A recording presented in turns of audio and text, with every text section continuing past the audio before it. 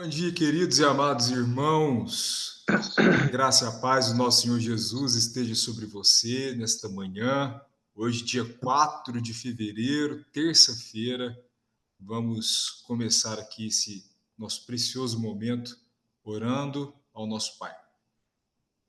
Senhor nosso Deus, nosso Pai, nós te agradecemos por tudo que o Senhor tem nos dado, Deus. Agradecemos, Senhor, por este dia tão maravilhoso, por essa chuva, Deus, que cai na nossa cidade.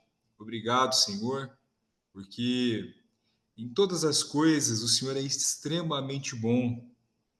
Isso, Deus, é a manifestação pura da sua graça e da sua misericórdia nas nossas vidas. E, Senhor, nesta manhã, como igreja, queremos nos colocar diante de Ti.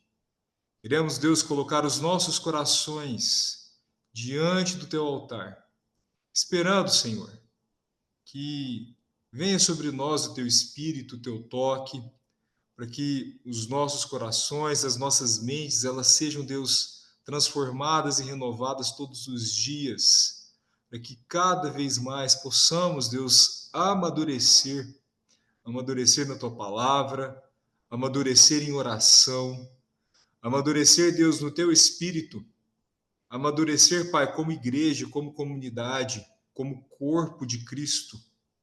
Em nome de Jesus, que o Senhor nos ajude, Deus, a enraizar essa certeza em nós, sabendo, Deus, que a reunião de oração que nós temos agora, ela é uma expressão desse amadurecimento.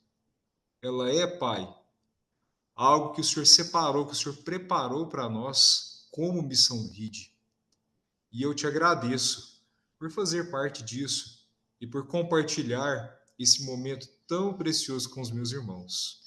E, Senhor, neste momento também eu queria orar por aquelas pessoas que ainda não entenderam esse propósito, ainda, Senhor, não alcançaram a importância da oração na vida da comunidade, Pai, quando nós fazemos isso juntos, não apenas de um modo separado, que é muito importante, Senhor, mas quando nós oramos juntos, como um corpo, nós sabemos, Deus, que isso aqui faz uma diferença muito grande, principalmente para a saúde espiritual da nossa igreja, a qual nós amamos tanto. Por isso, Deus, eu peço que o Senhor incomode essas pessoas, para que elas percebam e participem conosco aqui todas as manhãs, em nome de Jesus. E pedimos, Espírito Santo, humildemente, que o Senhor venha sobre nós, que o Senhor abra os nossos corações, as nossas mentes, para que nós tenhamos o pleno entendimento, para que a nossa fé ela seja fortalecida. Essa é a minha oração, em nome de Jesus Cristo. Amém. Amém, Marquinhos. Amém. Irmãos, queridos, que bênção maravilhosa, né? Que foi esse nosso final de semana, começando desde sexta-feira pelo MOP, e depois nós tivemos nosso culto no domingo, tivemos aí também reuniões sábado, né? O pessoal do Lagar, tivemos a reunião da nossa liderança, tivemos ainda ontem a nossa madrugada de oração, que foi algo muito prazeroso mesmo, irmãos. Foi uma bênção enorme. Eu acordei ontem, era 3:30 da manhã, mais ou menos, que eu fiquei com medo até de perder a hora, sabe? Não consegui dormir de novo. E interessante, porque eu fui dormir ontem à noite, já eram mais de 11 horas, que as meninas aqui em casa estavam meio agitadas ainda, na empolgação das aulas que iniciam hoje, e eu não estava cansado. Estava com sono, mas eu não estava cansado. Eu estava, assim, em paz, leve. Que benção, irmãos, que benção maravilhosa. Que Deus ele continue iluminando e guiando a nossa igreja nesse sentido. Irmãos, nós estamos aí trabalhando com o livro de Romanos nas nossas terças-feiras e eu quero, como assim, eu estou trabalhando bem a conta-gota com vocês e eu vou continuar nesse ritmo mesmo, tá? Eu não consigo sair desse ritmo em Romanos, irmãos, porque a riqueza do texto ela é muito grande. E quanto mais você estuda, eu já li Romanos muitas vezes. Romanos é o livro que eu mais tenho comentários. Eu tenho 4 comentários de Romanos. Um dia eu vou colocar eles aqui, porque nem todos estão aqui em casa, mas um dia eu vou pegar e vou enfileirar eles para vocês verem como são. E parece que quanto mais eu estudo, mais coisas novas aparecem na palavra, e isso tem me deixado perplexo, de verdade, porque eu achei que não tinha tanta novidade mais, assim, pelo menos no nível básico, sabe? Teria que ser para um nível mais assim, ler o negócio em grego, e nem tá precisando, irmãos. O negócio está sendo muito bom, muito prazeroso mesmo. E eu quero só recapitular aquilo que nós falamos na última semana, para nós, a partir disso, sermos guiados pelo Espírito nas nossas orações. Então, o verso 18, foi onde eu parei na última semana, diz assim: a ira de Deus se revela do céu contra toda a impiedade e injustiça dos seres humanos que, por meio da sua injustiça, suprimem a verdade. Falei com vocês na última semana sobre a ira de Deus, que é uma ira apaixonada. Não é uma ira de alguém que fica emburrado, mas é uma ira de alguém que está absolutamente focado naquilo. Foi uma ira, irmãos, que Deus, se nós colocarmos isso em termos humanos, ele coloca o seu coração nessa ira. Para nós entendermos a dimensão da nossa culpa diante de Deus. É por isso que Paulo ele traz esses termos. E é interessante que ele vai falar aí no finalzinho que a ira de Deus, ela se manifesta sobre aqueles que suprimem a verdade de Deus. Portanto, nós, que já fomos salvos dessa ira por meio do sangue de Jesus, temos que fazer o oposto disso. Em vez de suprimir a verdade de Deus, nós temos que proclamar a verdade de Deus. E nesse sentido, eu queria que a nossa primeira oração nesta manhã fosse a respeito de missões. Orar por aqueles que proclamam a verdade de Deus, e nesse mesmo modo, irmãos, não só por aqueles que têm um ofício missionário. Nós temos aí os nossos irmãos da Jocum, que são maravilhosos, mas nós, crentes comuns, que às vezes não ocupamos nenhum ofício de proclamar, de levar a palavra dentro da própria igreja, mas no nosso dia a dia temos essa responsabilidade, sim, de sermos missionários, de pregar o evangelho a todo tempo, de mostrar isso nas nossas ações e atitudes. Então, irmãos, nesse sentido, eu quero convidar Aline do Salviano. Você consegue fazer uma oração agora, irmã?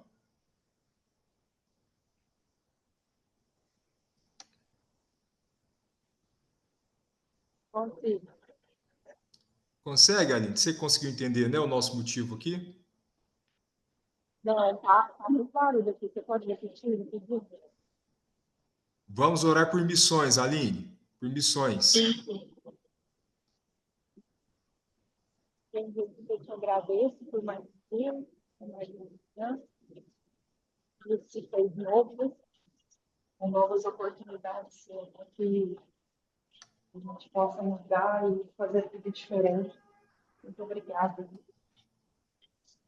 Obrigada, Senhor, por renovar as nossas forças, por cuidar de nós. Peço a Ti, Senhor, que o Senhor venha com o Teu Espírito Santo sobre a vida de todos nós que somos missionários. Nos direcionar, Pai, nos constranger, nos ajudar a fazer sempre a Tua vontade. Sempre estando presente, Pai, e tirando tudo que vem de nós. Nos direcionando e nos mostrando, Senhor, o caminho que nós devemos seguir.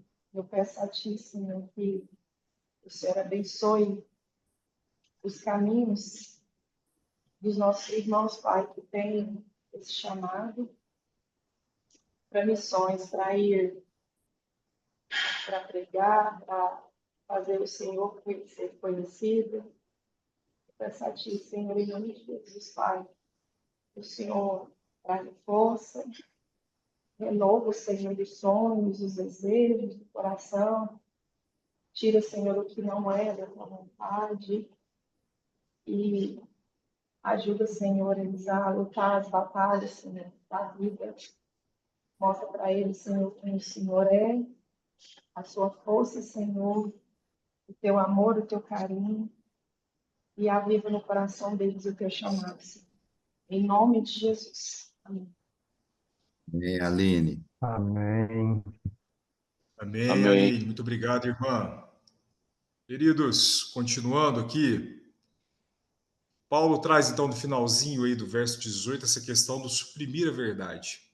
Estudando sobre esse capítulo, eu li em um livro, né, uma metáfora que eu achei muito interessante, que o suprimir a verdade é como se nós pegássemos uma mola gigante e tentasse comprimir essa mola até que ela seja escondida completamente. Isso, irmãos, demanda um esforço enorme, porque nós vamos precisar de usar toda a nossa força e ainda assim nós não vamos conseguir comprimir essa mola completamente. E quando nós nos cansarmos disso, essa mola ela vai voltar para o seu estado original. Ela vai voltar para o seu tamanho original. E é isso que nós tentamos fazer nas nossas mentes quando nós estamos pecando. Nós tentamos suprimir a verdade de Deus que está aqui dentro. Porque o pecado, irmão, ele começa na mente. Nós pecamos em primeiro lugar aqui, para depois isso ser expresso de alguma forma, ser expressado, perdão, de alguma forma através das nossas ações. Só que isso então ensina para nós um princípio muito precioso, que é que quanto mais forte a palavra de Deus ela for na minha mente,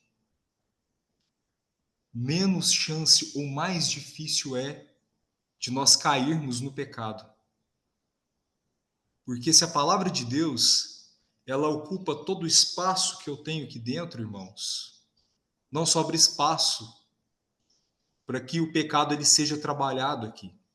A mola da metáfora, ela não permite esse espaço, porque ela estará tão forte, mas tão forte, que quando nós tentamos empurrar ela para suprimir essa verdade, para que o pecado ele seja manifestado nas nossas vidas, isso não acontece. Por isso que é importantíssimo na vida do crente a meditação da palavra. Por isso que é importantíssimo o estudo na palavra, irmãos. E eu queria que nós orássemos nesse sentido agora de manhã. E para isso eu vou chamar o Sirlei. Sirleizão, Pois vamos não, com você, irmão? pastor. Vamos Perfeito. orar aí com você, para que Deus ele nos ilumine na sua palavra. Nós te louvamos, ó Deus, pela tua graça, por todo o processo, papai, que o Senhor desencadeou, que o Senhor desenvolveu para que essa graça nos atravessasse, pairasse e nos atravessasse, ó Deus, que é uma graça irresistível, aquilo que o teu Espírito Santo toca, papai. Ó Pai, que realização para aqueles que tememos o Senhor, saber, papai, que o Senhor disponibilizou, papai, essa tão grande salvação que nos tirou do império do pecado, dos grilhões do pecado, ó Deus, por causa do seu grande amor, ó Deus. Obrigado, ó papai, que o Senhor nos permite vislumbrarmos, vivermos, ó papai, a verdade, e a tua palavra é a verdade. E o Senhor Jesus é a palavra. O Senhor Jesus é a verdade, papai. E isso nos enche, papai, de esperança. E o Senhor é a esperança. Para ser até redundante, Jesus. Mas aquele, papai, que reconhecem e que creem e que recebem essa verdade no seu coração, não há como viver de outra forma, porque isso nos impele, não pela força, mas pelo amor, ó Deus. E nós nos sentimos impelidos, nos sentimos, ó Deus, levados, papai, a cada manhã, quando nós meditamos, quando nós oramos, quando nós meditamos na tua bondade, quando nós aprendemos, papai, os teus ensinamentos e entendemos o teu plano para a salvação do homem, para a redenção do homem, papai. Isso nos motiva, isso me motiva, eu tenho certeza que motiva cada um aqui de nós. Então, sim, papai, como o pastor Marcos disse, papai, quando nos alimentamos diuturnamente da tua palavra, através da oração, através de todas as disciplinas, papai, espirituais, isso vem nos elevar e nos levanta, papai, de uma forma que nós não conseguimos resistir. E a cada dia mais cresce mais a nossa vida, nossos corações. Eu creio sim, papai. É como Jesus disse a respeito da cidade iluminada sob um monte, não há como esconder essa luz. E somos, por tua autoridade, por tua a bondade, ó Deus, somos essa luz, somos o sal, que vivemos como pequeno Cristo, como foram chamados na Antioquia, papai, os primeiros cristãos, primeiros crentes de cristãos. Então, nós somos cristãos. Nós queremos ser pequenos Cristos. E em nós, pai, está embutida a tua verdade. E te peço, papai, que o Senhor nos ajude, que nos ampare, que nos dê força, que nos dê esse ensejo, papai, de a cada momento de cada dia nós expressarmos essa verdade. E que nós que não vivemos mais da lei, mas a lei do amor está dentro de nós. Então não há como, se vivemos assim por tua bondade, por tua graça, expressarmos essa lei da verdade, a lei da justiça, e vivendo, papai, num tempo muito difícil, como a própria Bíblia fala, como Pedro fala, num caos, papai, moral, num caos político, num caos financeiro, onde, pai, toda a violência, toda a maldade, toda a criminalidade tem engraçado, papai, a humanidade. Mas somos como uma ilha, porque o Senhor quer assim, porque o Senhor permite assim, papai, porque o Senhor nos envolve de uma maneira que nós não compreendemos, como os pais ou as mães envolvem o neném ainda necessitado de cuidados em roupas, em coeiros, e ele se sente aquecido, papai, protegido. Nós nos sentimos assim, porque teu Espírito Santo nos envolve, porque o Espírito Santo está dentro de nós. Então não há como vivermos de outra forma senão essa verdade e essa justiça que é do Senhor. Em nome de Jesus. Amém, Senhor Deus. Amém, Amém, Senhor. Silvio. Amém. Deus te abençoe, meu irmão. Queridos, essa verdade, então, que suprimimos nas nossas mentes em relação ao pecado, isso se aplica a nós, crentes, conhecedores da Bíblia. Porém, no texto aqui que Paulo nos conta, no capítulo 1, esse suprimir a verdade, ele tem um outro aspecto em relação àqueles que não conhecem a verdade ou não conhecem o Evangelho. E que verdade é essa que está sendo suprimida? Paulo ele vai nos contar aqui no verso 19, que diz assim: Pois o que se pode conhecer a respeito de Deus é manifesto entre eles, porque Deus lhes manifestou. Isso, irmãos, é algo bem, digamos, específico, porque Paulo está dizendo para nós aqui que Deus ele revela a si mesmo a toda a humanidade através da natureza, ou seja, através da criação. E esse conhecimento que Deus dá através das coisas criadas não é o mesmo conhecimento ou não é o conhecimento específico que nos leva à salvação que nós temos dentro da Bíblia. É um conhecimento à parte da Bíblia. A Bíblia fala sobre isso, mas é um conhecimento diferente. O que Paulo ele nos diz aqui é que Deus, por meio da criação, ele se revelou de forma tão clara, de uma forma tão cristalina, que todas as pessoas do mundo entendem que existe um Criador, entendem que existe um Deus. E aí isso nos leva para outro aspecto que é um ramo dentro da teologia que chamamos de teologia natural. O conhecimento que nós temos de Deus através das coisas criadas. E pensando nisso, aqui no Brasil nós temos um movimento chamado ABC2, Associação Brasileira de Cristãos na Ciência, que são pessoas da qual inclusive o nosso pastor Saulo faz parte, né, aí no ramo da psicologia, que são as pessoas que elas se debruçam e muitas vezes elas associam a criação dentro da perspectiva da revelação específica que é a Bíblia. A revelação que é nos dada pela criação nós chamamos de revelação geral, e a revelação que é nos dada pela palavra, pela Bíblia, nós chamamos de revelação específica. Mas eu queria que agora, nesta manhã, nós orássemos em prol desses irmãos, que é onde a ciência e a teologia, elas entrelaçam as mãos. Eu queria saber se a Fabíola consegue fazer essa oração agora. A Fabíola, ela tem esse conhecimento da ABC2, né, Fabíola? Sabe sobre esse pessoal. Eu queria, se você pudesse, irmã, nesse momento, fazer uma oração. Deixa eu estacionar aqui. Estou voltando Dá para para casa. orar, Fabíola? Se não der, eu peço para outra pessoa. Sim, eu parei. Só me explica direito o que você quer que eu ore por esses cristãos. Vamos orar para que Deus abençoe esses irmãos da ABC2 que têm se debruçado e feito um trabalho tão maravilhoso. Várias publicações têm surgido a partir disso e têm abençoado a igreja. Amém.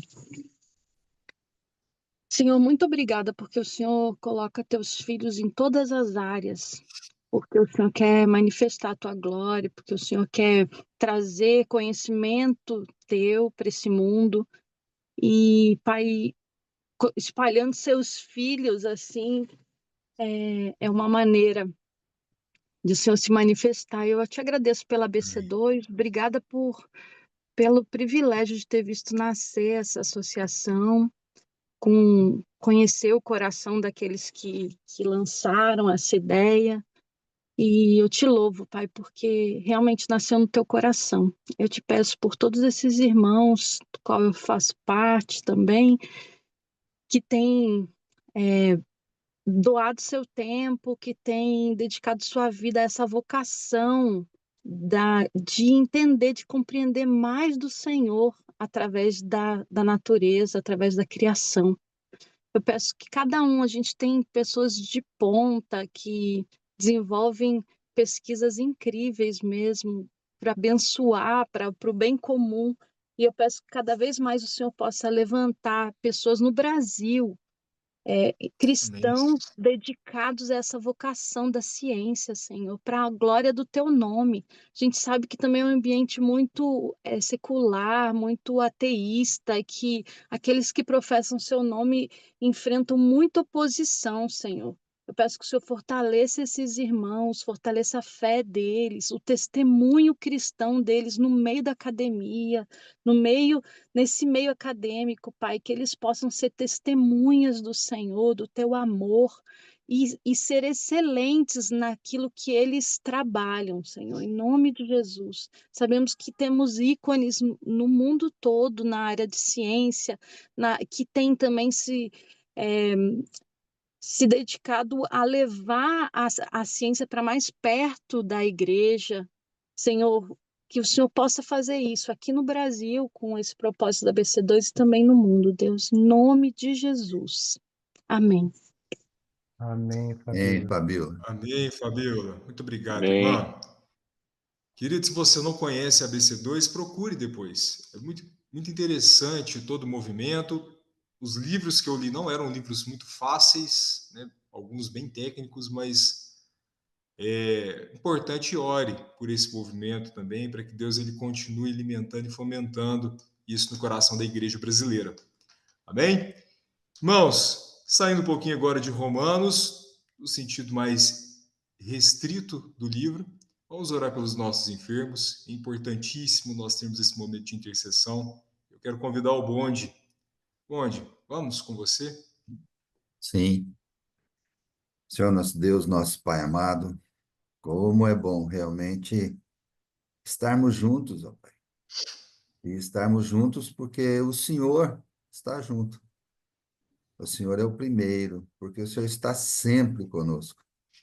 E estarmos reunidos como família, a família da fé. Isso é prazeroso, ó Deus.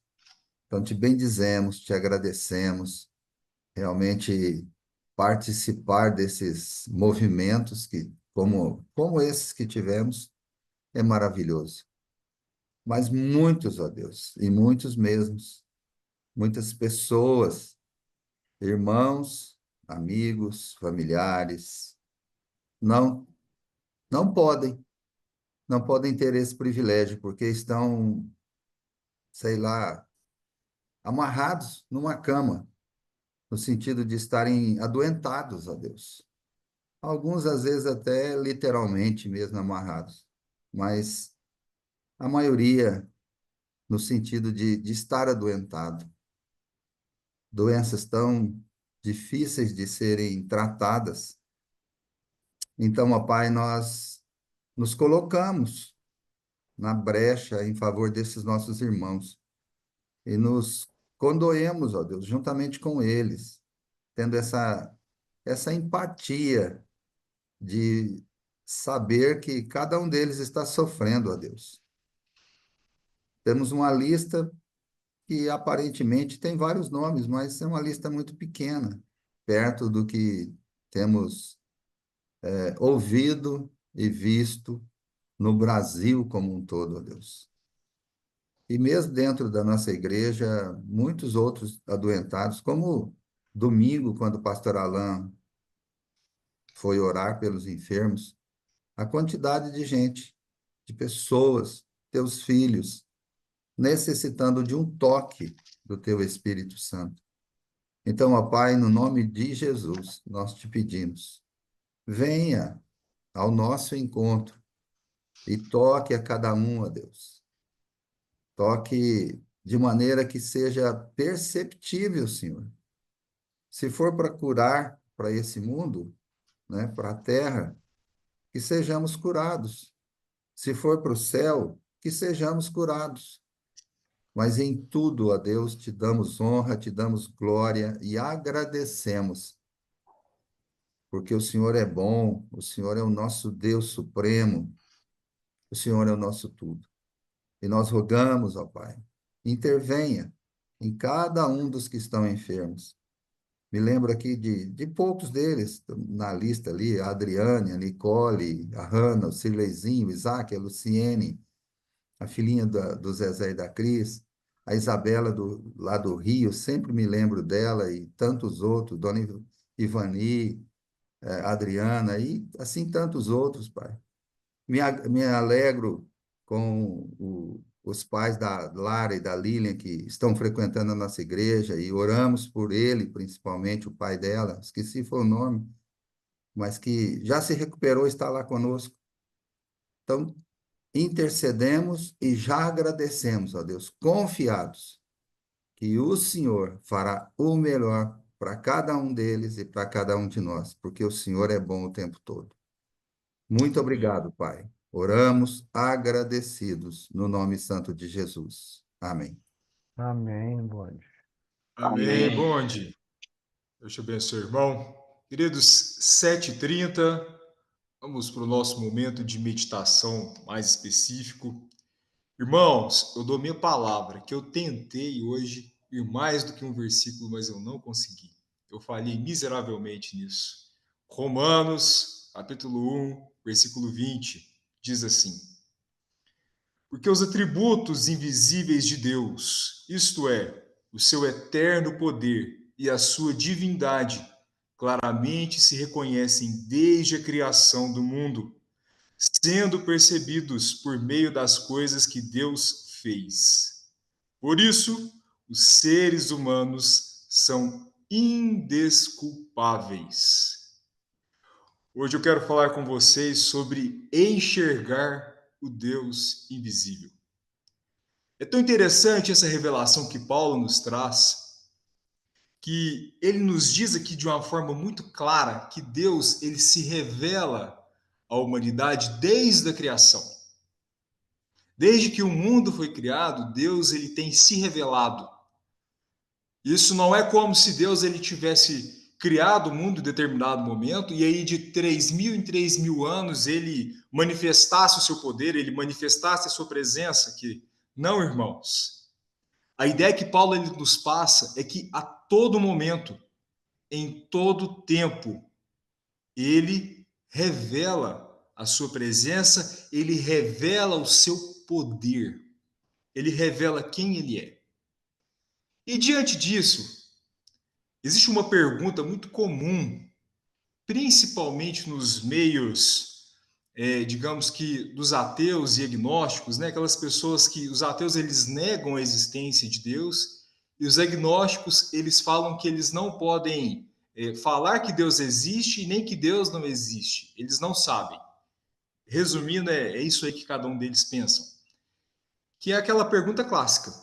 O que acontece com o pobre inocente na África que nunca ouviu falar de Jesus? A resposta para isso não é difícil, irmãos. O pobre e inocente africano que nunca ouviu falar de Jesus, ele vai para o céu. E vai mesmo. Sabe por que ele vai direto para o céu? Porque Jesus ele não veio para salvar inocentes. Jesus ele veio para salvar pecadores. O problema dessa pergunta é na sua concepção. É que nós não temos inocentes em lugar nenhum deste mundo. Essa é a grande questão. Quando Cristo ele veio ao mundo, o mundo já estava sendo acusado por Deus. O mundo ele já era alvo da ira de Deus que nós falamos no comecinho da nossa reunião. Então, irmãos, ninguém que nunca ouviu falar de Jesus não vai para o inferno porque rejeitou esse Jesus. Vai para o inferno porque rejeitou o próprio Deus. E nisso, todos os seres humanos são indesculpáveis. É isso que Paulo está falando para nós aqui no verso 20. Todo ser humano conhece e percebe Deus, mas todo ser humano, todo, sem exceção, rejeita esse conhecimento do Senhor. Por isso que todos nós somos alvos da ira de Deus. E o único modo, meu irmão, que nós temos de sermos resgatados dessa ira, adivinha qual é? É por Cristo. Apenas Ele consegue desnudar, tirar, desvendar os nossos olhos, para que possamos enxergar de modo claro esse Deus que se revela a todos os seres humanos através da criação. Porque quem cegou o ser humano, irmãos, não foi o próprio Deus, foi o pecado, foi a escolha do próprio homem. Isso aqui é muito interessante, porque Paulo, que falou sobre o Evangelho, nós falamos muito sobre ele, que é o poder de Deus, ele está lançando agora aqui as bases para a urgência desse mesmo Evangelho. Por que ele é tão importante, tão fundamental? Por que nós não podemos perder tempo e temos que abraçar esse Evangelho, e não só abraçar esse Evangelho, mas viver esse Evangelho, e se preciso for, irmãos, morrer por esse Evangelho? Porque é Ele que nos salva da ira de Deus. É Ele que nos leva ao pleno conhecimento do Senhor. E Paulo aqui, então, no verso 20, ele fala que o Deus invisível, que não pode ser visto porque Ele é invisível, Ele é claramente percebido. Deus ele não é visto de modo direto, mas Ele é visto e percebido por meio das coisas que Ele criou. A criação, ela não consegue nos dar todos os detalhes de Deus, né? Isso que nós chamamos aí de revelação geral. Ela não vai falar para nós que Deus ele é amor, Ela não vai mostrar para nós que Deus ele é um em três, ele é Trindade, Pai, Filho, Espírito Santo. Ela não é capaz de fazer essas coisas. Porém, Paulo ele fala aqui para nós que a criação ela nos mostra o seu poder eterno. E de poder eterno, eu consigo perceber que pelo menos 4 características que a criação ela é capaz de nos mostrar. Primeira é a imutabilidade, porque por mais que a natureza ela seja transformada pela ação humana, nós percebemos que Deus ele sustenta essa natureza. Ainda existe floresta, ainda existem animais, nós ainda conseguimos ter uma vida saudável em um certo aspecto. Nós também conseguimos perceber a onisciência de Deus, porque Ele sabe de todas as coisas, porque Ele toma conta e administra bem todas as coisas. Tudo funciona bem. Nós temos chuva, nós temos calor, nós temos as estações do ano. Foram modificadas pela ação do homem? Foram, mas ainda assim funcionam, irmãos. Ainda assim estão aí, nós percebemos isso de modo claro. Nós também conseguimos perceber através dessa onisciência de Deus a sua onipresença, que é o fato de que Deus ele consegue permanecer e estar em todos os lugares, ou em mais de um lugar ao mesmo tempo.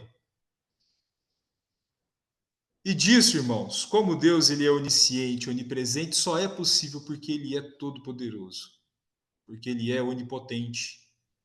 E ele é o ser que sustenta, governa e coordena todo o nosso mundo. São coisas que nós vemos de modo claro na natureza. A natureza ela mostra isso não só para nós crentes, mas para todos os seres humanos, e por isso que todos são indesculpáveis por rejeitar quem Deus é. Só que, e agora indo para o nosso final, Deus ele colocou uma missão, em primeiro lugar, para o ser humano. Deus ele é invisível? Sim, ele é invisível. Só que para que a sua criação não ficasse sem uma referência pelo fato de ser invisível e ter criado as coisas visíveis, Deus ele imprimiu a sua imagem nessa criação, que é o ser humano. O ser humano ele é a imagem de Deus. Então, de um certo modo, Deus ele se revela através de nós, seres humanos, porque somos portadores da sua imagem. E temos essa responsabilidade diante da criação. E agora eu quero ser um pouco mais específico, porque aí agora a gente entra na parte da revelação específica que é a palavra de Deus, que é a Bíblia. Do mesmo modo em que toda a humanidade porta a imagem de Deus, mesmo que essa imagem esteja suja, esteja uma imagem confusa, embaçada, nós cristãos portamos a imagem de Cristo. De modo que, irmãos, somos portadores da mente de Cristo. Então, cabe a nós levar essa revelação àquelas pessoas que ainda não a têm ou ainda não a enxergam. Por isso que nós precisamos entender a urgência da mensagem do Evangelho, para que possamos passar essa mesma urgência àqueles que ainda não entendem. Deus te abençoe, irmãos, nessa terça-feira. Vai na paz. Se Deus quiser, amanhã nós temos mais reunião de oração.